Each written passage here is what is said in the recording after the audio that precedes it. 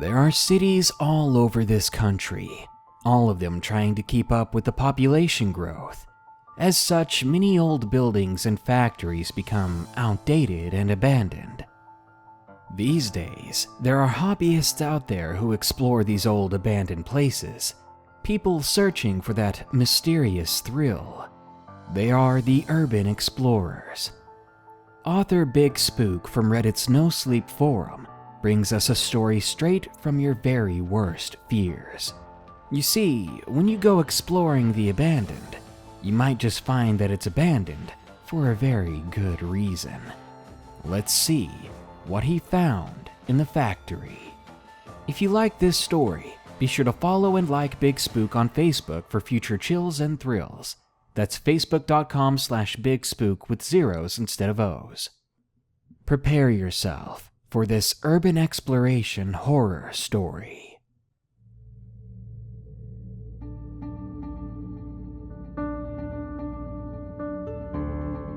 Some of you may or may not know what urban exploration is. Urbex is basically the idea where you break into abandoned buildings, facilities, warehouses, etc. for the sake of either a good spook or just a genuine adrenaline rush. Since this action is particularly illegal, urban explorers usually tend to go at night. I'm not an ordinary adventurer. I'm also an artist. I've been a graffiti artist for approximately 10 years and counting. But due to recent events, things may be subject to change. So I practically scoured every square foot of my city. I live for this kind of thing. Countless drunken nights involving cigarette butts, empty beer cans, and amphetamines. I'm what lurks in the night, while the rest of you are sound asleep in your soft and cozy beds. Don't fear though, I usually do not want anything to do with your wallet or your home.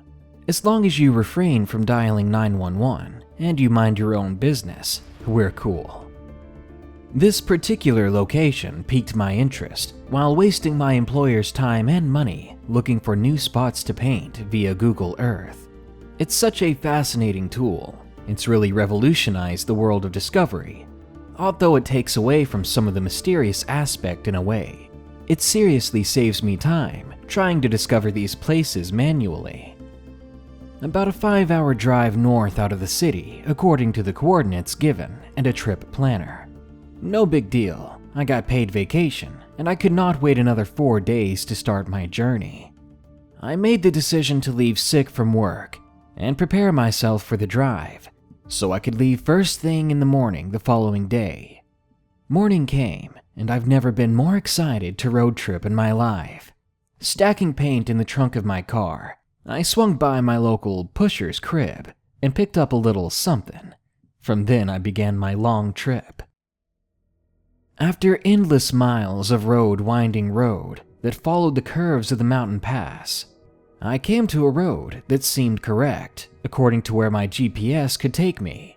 You can only pinpoint a destination to get you so far via automobile, so I had to improvise the rest.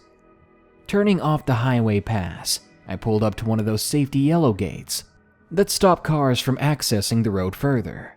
Thanks to my handy bolt cutters, I broke the chain sealing the gate and swung it open. I closed the gate after pulling through to avoid any unwanted attention, and I made my way down the steep upward dirt road that went further up the mountain into the woods. God, I drove what felt like an hour down this mundane road. I felt as if I drove any longer, I'd end up in the clouds before reaching the access point to my destination. The path eventually became too rough for my all-wheel drive car to handle, but this was anticipated. I managed to come across an offset where I could pull over and safely park my car.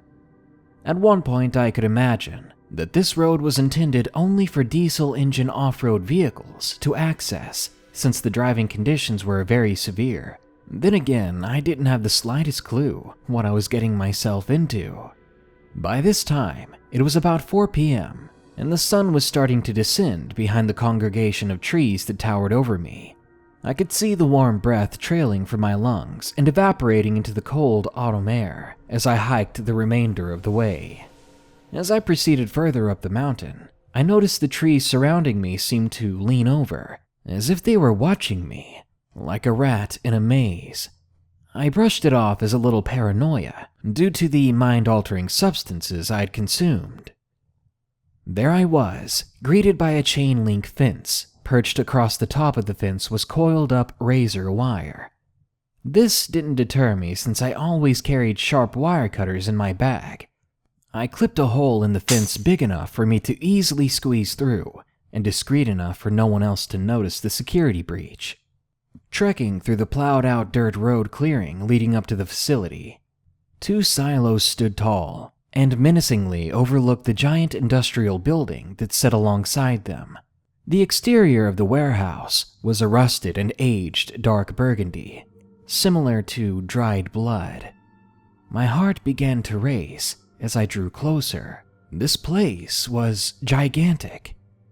As I approached a metal door, I reached into my pocket and pulled out a cigarette. After taking the first pull, I inspected the door to notice that it was already kicked in. My first guess was that there may have been squatters, which I'm always prepared for, but this was puzzling. Why would there be people holding up all the way out here? The nearest civilization is at least a 2-hour drive alone, so I couldn't imagine how long and exhausting the walk out here would be. My second guess was that it's already been scavenged, which would be a disappointment. It's definitely more rewarding to know you're the first human being to explore a place that's been abandoned for probably longer than I've been alive. I double-checked to make sure I had my box cutter and switchblade on me, which I did, and I proceeded through the broken door. The smell of damp, rusted metal and mold ambushed me as I ventured further inside. Tall, windowless walls blocked any natural light from making its way indoors. I reached into my bag, pulled out my headlamp, and turned it on to better inspect my surroundings. I was partly correct on my first assumption. Crude, illegible writing with an industrial solid paint stick was scattered across the walls of the dark corridor. I passed by a few doors which just led into an office, a bathroom, and a break room. Following that was another steel fire door with a sliding bar lock. I pulled the lock mechanism that sealed the door and opened it up. Upon opening the door, a wave of foul, rotten odor came rolling into the corridor from the room ahead. I gagged and wheezed. My mouth began to fill with saliva as I forced the stomach bile back down my esophagus. The putrid smell resembled rotting carcass being burned alongside an old tire. I didn't allow this to deter me. I moved onward, and eventually my nostrils became used to the horrible stench. Warm air brushed against my exposed skin as I passed through the threshold of the door, as if someone had an industrial heater running. Obviously, this wasn't the case, as there wasn't any power running through the building at all. I found this rather odd, due to the fact that it was mid-November at the time, and I was just freezing my ass off moments ago. I don't know why that didn't throw up any red flags at the time. To be honest, I think I tried to just come up with some logical excuse to the significant temperature change. I digress. In the center of the room stood a giant cylindrical industrial pump, with all sorts of worn and tattered hoses connected to it. Each hose seemed to trail off into different directions, porting into surrounding rooms through some sort of irrigation system. Surrounding the pump was a conveyor belt that led to a small hole that carried on into the room ahead. This whole thing was fascinating, so in my mind I said to myself, I gotta write my name on it. So I proceeded to climb the structure of the pump to reach my arm out with a can of paint to get to the most visible point possible and make my mark. Upon climbing up to the summit of the large machinery, I peered down into the pump. Light from my headlamp illuminated the idle reservoir. It looked like a residual, thick black tar-like liquid sitting at the bottom. What came off as strange was that it appeared to be in motion, almost as if it were alive. I shook it off and proceeded to leave my moniker on the exterior of the pump. Dwelling on the idea further, I disregarded the notion to find a nice clean wall to paint. Instead, I decided to indulge my curiosity and further explore the factory. starting with following the conveyor belt. The conveyor belt extended through the north and south part of the room. I decided to take the southern route first, as I came from the northwestern corner. Walking along the wall which the conveyor belt ran through, I found a door that allowed me to traverse over. I was ambushed again by the smell of burning rot. Sweat headed down my face as the temperature was now well above my comfort level. The first thing I noticed was the source of heat and possibly the smell. A furnace. Bright red embers flowed from behind the grated door to the large industrial incinerator. I now became anxious, as there should be no rhyme or reason why this thing should be active, let alone burning whatever it's supposed to get rid of. What also confused me was the security of the thing. It was surrounded by an iron cage that rose all the way into the ceiling. I didn't know what to think of it, honestly. Anxiety turned into fear, and fear turned into panic. I finally made the decision to hightail it out of there. I pulled the door I just came from, but it didn't budge. In a wild fury of horror, I repeatedly yanked and pulled on the handle to the steel door, but my attempts were fruitless. Stepping back, I noticed the hole in the wall that led the conveyor belt through to the previous room that was my way out. The room seemed to get even hotter as my increased heart rate allowed my blood to circulate rapidly throughout my body. It all felt like a nightmare. I scrambled toward the hole in the wall and got flat down on my stomach, army crawling my way through it. My torso made it to the other side when I noticed the sounds of gears whirring in unison. A loud hum, followed by the ignition of what sounded like a generator, flooded the room. I felt the electricity pulsate throughout the conveyor belt as the belt slowly started to engage, pulling me back towards the incinerator. Adrenaline and pure survival instinct kicked in as I squirmed as quickly as I could in an attempt to escape my impending doom.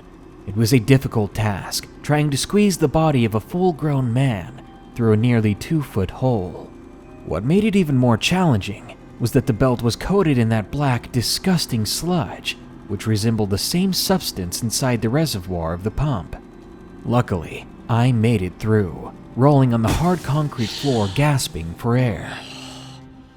There was no time to rest. I needed to get out of this place as quick as humanly possible. Hastily, I made my way back towards the northwest corner of the room from which I came.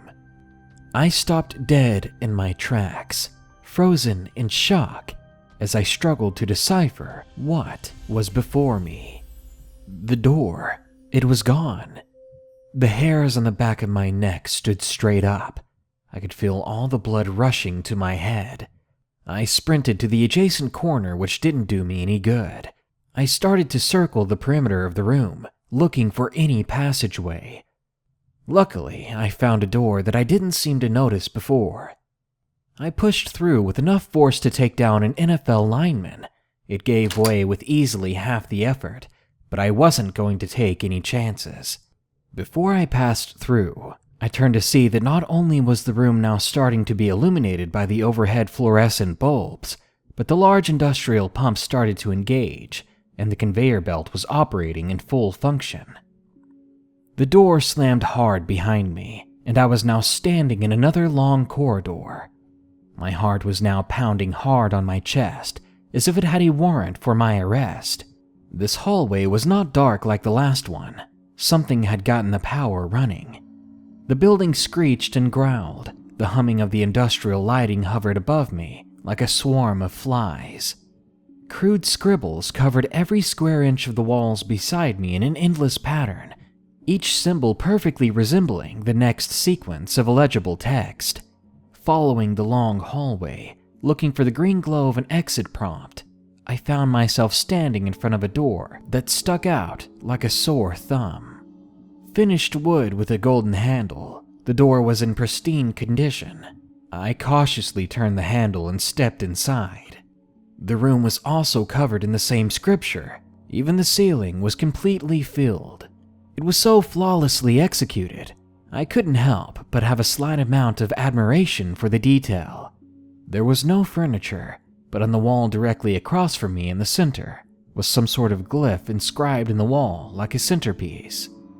The room itself felt soundproof. It was so silent, I could hear my blood circulating through every vein in my body. The glyph on the wall ahead of me seemed almost as if it were breathing. There was a shut eye that was imbued into the crest of its design. My legs carried me closer as my eyes stayed fixated on its simple yet composed design. Soon, I found myself within arm's reach. My hand extended out, and I could feel heat radiating from it as I reached out to touch it. The eye in the center shot open, and there was a blinding flash of light. Pain pulsed throughout my entire body, and it burned as if I had been tossed into a fire. Within that same moment, my vision started to return. I hadn't moved, but the glyph had vanished, replaced with the smooth dark brown finish of wood paneling in its place.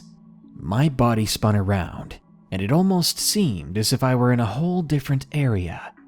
The room looked familiar, but there was no scripture on the walls. It all looked brand new, as if I were thrown back in time to when this place first came to be. The loud machinery pounded through the wooden door head as I made my way back across the room. Approaching the door, I put my ear up against it before turning the handle. Anxiety once again took hold of my body. The growl of something sinister passed by as I was going to open it. This nightmare I had seemed to fall into was getting more terrifying by the second. For a moment, I started to sob. All hope seemed to be lost, but I was stubborn. There wasn't any explanation that my mind could decipher which would ease my distress. The only thing I could do was survive. The sounds faded, and I cracked the door open to peer into the hall. Again, all the writing had been replaced by the polished metal, wood paneling, and smooth concrete floor. I waited for a moment, then slipped out the door and went the opposite direction from which I came. The pipes above gave promise that they had to lead somewhere out of this place. I had no general direction I was heading, other than blindly following the only lead above my head. Proceeding down the hallway, I kept my head on a swivel. The last thing I wanted to do was have an unexpected encounter with whatever creatures occupied this facility.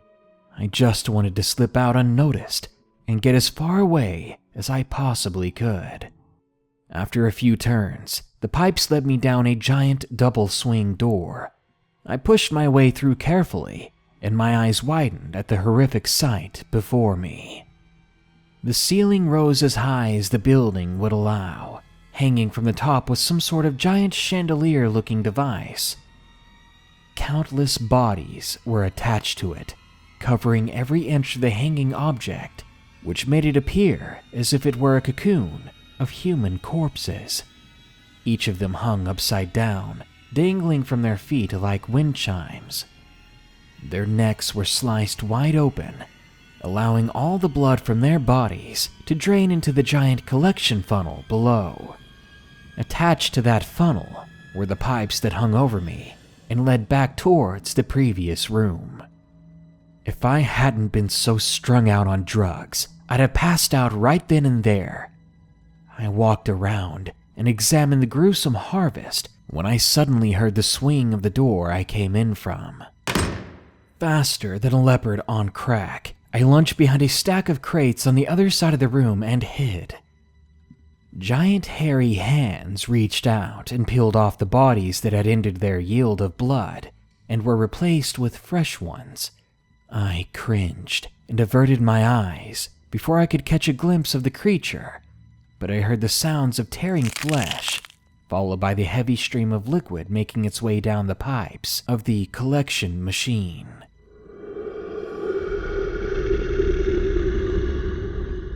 The same sinister growling and gurgling I heard earlier echoed from the creature as I heard the door swing shut behind it. One thing I was grateful for was that I did not catch a glimpse of whatever the hell was responsible for these heinous crimes. If I did, I probably would have dropped dead from a heart attack right then and there.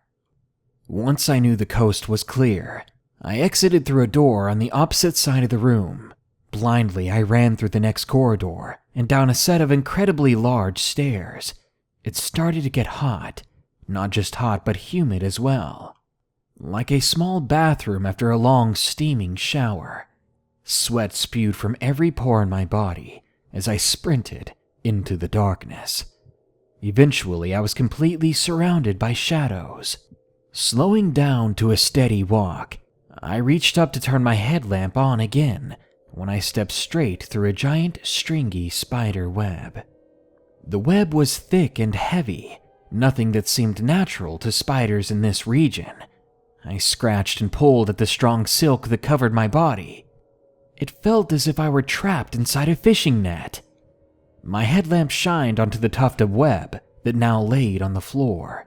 It glowed in the light, the color of ivory, and stretched across the 12-foot wide dirt tunnel I now discovered I was inside. The muffled, familiar thumps of the industrial pump overhead caused specks of dirt and pebbles to come raining down on me as I approached the end of the tunnel. I came to a gaping hole just about another 50 feet further and felt a horror so immense that English words couldn't even come close to describe it. The hole was a passageway to a large cavern underneath the factory. Massive webs as thick as rope were spun all around the cavern, entangled between stalactites, wrapping around the sharp structures of calcium hanging from the ceiling like icicles. Surrounding the floor were what appeared to be egg sacs that were stacked like boulders well above my head. Green pus oozed from small orifices like infected wounds on rotting flesh. In the center of the cavern was a gigantic arachnid that nearly consumed the entire area of the cave. Its long legs were curled up underneath its body, with its head pointed downward toward the ground. Tubes protruded from its mouth, leading upwards into a passageway above. Snow-covered fur covered its entire body and head, nearly blending in with the thick silky webs that surrounded it while it was in a deep slumber. My skin must have turned pale as the spider's fur. As I stood there paralyzed in fear, I was in the den of something so sinister and otherworldly that my brain could barely comprehend what my eyes projected. That's when I heard it. Weak, muffled screams came from the corner of the den. I crept in its direction as I didn't want to disturb this slumbering beast. The sounds of distress grew louder and more furious as I approached a set of green eyes buried in webs. My heart nearly jumped out of my chest. I pried and pulled on the webs that were tightly wrapped around its captive. The spider stirred a bit in its sleep as I ripped at the thick, silky bindings. I managed to get the webs from around the prisoner's face, and I was surprised to see that it was a young girl. "Help me! Please help me!" she shrieked weakly. The giant arachnid once again stirred in its slumber, and I held my finger up to my mouth, gesturing her to keep quiet. I flicked out my switchblade, and she shuddered a bit in fear. My sharp blade managed to easily slice through the webbing, and soon enough she was freed. Tears rolled down her cheeks as she wrapped her arms around my neck and squeezed tight enough to make me choke. She was nearly nude, only clothing she had on were tattered rags that hardly covered below her waist. I noticed a stream of dried blood that had come down from underneath her garments. Within a millisecond of her release, the beast's eyes shot wide open. Its long, furry legs extended outward as its torso still stayed locked to the cavern floor. An ear-shattering screech escaped from its mouth as it spewed out blood it had been feeding on through the tubes. The spider's legs repeatedly stomped into the ground with enough force to shake the entire cavern. Stalactites fell from the ceiling, piercing through one of the large egg sacs that lied below. Hundreds of fist-sized spiders came pouring out of the opening onto the floor. Still hanging onto me, the girl went completely limp and nearly dragged me to the floor. As the black ocean of hatchlings flooded in, I tossed her unconscious body over my shoulder as I bolted toward the cavern's entrance. A giant leg came crashing down beside me, and the force nearly knocked us to the ground. Making a final lunge through the cavern's opening, another leg slammed against the wall overhead and caused rubble to fall, blocking the entrance behind us, as I barely evaded our impending doom. Picking myself up off the now blood-soaked ground that set about an inch thick and rising, I grabbed the girl and beelined toward the stairs. Passing through the collection room and back through the hallway towards the room I emerged from initially, bursting through the door. I sat her down and turned to close the door behind me. A giant appendage with a large human hand squeezed through the door as I attempted to get it shut. I couldn't match the creature's brute strength as it managed to squeeze its head through the opening. The face resembled a man's, but had 8 glowing red eyes. Giant fangs protruded from its mouth as it snarled, and white gooey slime streamed down from its gaping mouth. Leaning into the door, I grabbed my switchblade and jabbed it into one of the monster's eyes. It screeched as it retreated from the opening, allowing me to get it shut and sliding the lock into place. At this point, I was operating on pure instinct. I had no clue why I cornered myself back into this room, but if I'd gone any further, that thing may have ended it for both of us.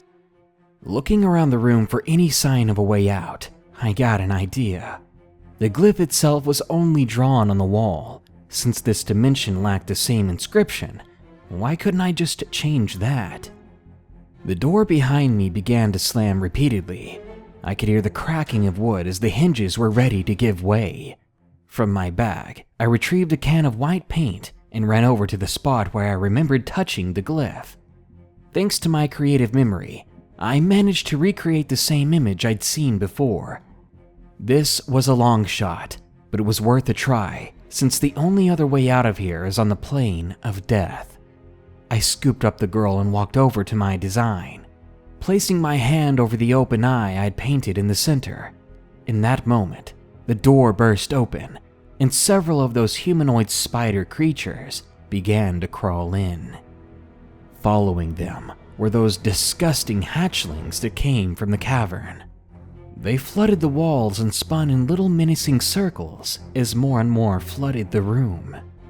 Shutting my eyes tight, praying to any god that may listen for some sort of return, I felt something land on my open shoulder. In that second, my hand became burning hot as it trailed throughout my whole body. Everything seemed motionless. My heart pounding against my chest was the only noise I could hear. As I slowly opened my eyes one at a time, I didn't even notice the spider on my shoulder as it hissed in my ear. A swipe of a hand knocked it to the floor, and I brought my foot down hard against the little creature's body, crushing it under the weight of my boot. That's when I realized I was back in the room from which I came. I let out a deep sigh and adjusted the girl who was slowly slipping off of my shoulder. Not even bothering to look around, I made my way back to the room with the pump, and sure enough, the entry door was back in place. A wave of relief flushed throughout my body as I pushed through the door and out into the cold night's air. Leaving the property and squeezing us both through the fence, I stopped and set the girl down against the base of a tree.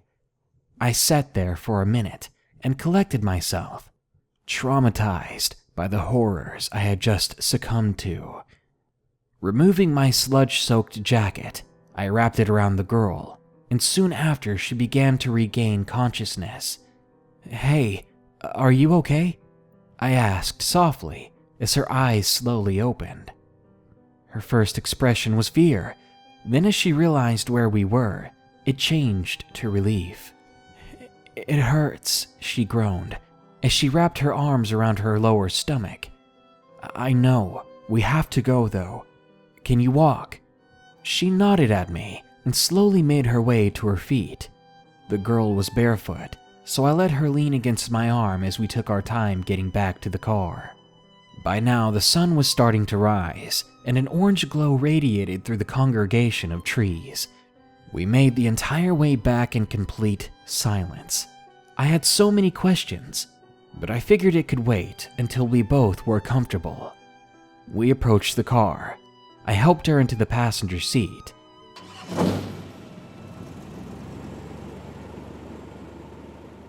After firing up the engine and making our way back towards home, I gave in and I broke the silence.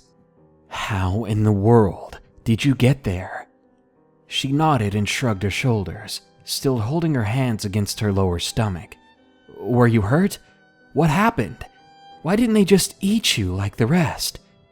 I prodded, not giving her enough time to answer. I didn't yield any response to my barrage of questions. She only groaned and clenched her stomach tighter as she rested her head against the window. Reluctantly, I didn't push for any more answers, and we continued on in silence. The entire ride she'd just moan and wiggle around in pain. Never once did she mention a word of what happened to her. I don't know if it was due to shock, or if she just couldn't muster up the courage to relive those experiences. Either way, I felt like it would have been a harsh move to pester the poor girl. Once we got into town, the groans turned into screams. Her nails were digging so hard into her lower torso that blood started to show as they broke through her skin. I already intended to get her to the hospital, but now the anxiety was setting in. Unsure if it was due to the high levels of amphetamines I'd have consumed throughout the day, or the fact that this girl was now screaming at the top of her lungs just 2 feet away from me. Regardless, I put the pedal to the floor and recklessly made my way to the ER. We skidded into the emergency entrance of the hospital. Within minutes' time, I was greeted by 2 associates rolling a wheelchair out. I unlocked the door, and they grabbed her out of the car and took off. In a moment of panic, I made the decision to get out of there, since I had no connection to the girl, and I'd rather not involve myself with any police or hospital staff. Needless to say, I'm glad I left, because on the ride home I looked over onto my passenger side floor, and what I saw made me sick to my stomach. Sitting on the floor was a stream of that thick blood-soaked silky web. A sickening thought crossed my mind that those creatures, the ones we encountered in that otherworldly realm, they had more than just feeding on their agenda. I'm writing this to you now as I pack up the majority of my belongings. Whatever happens, I don't want to be anywhere near this place. And for those who happen to be around when those things' sinister plan unfolds, well, good luck.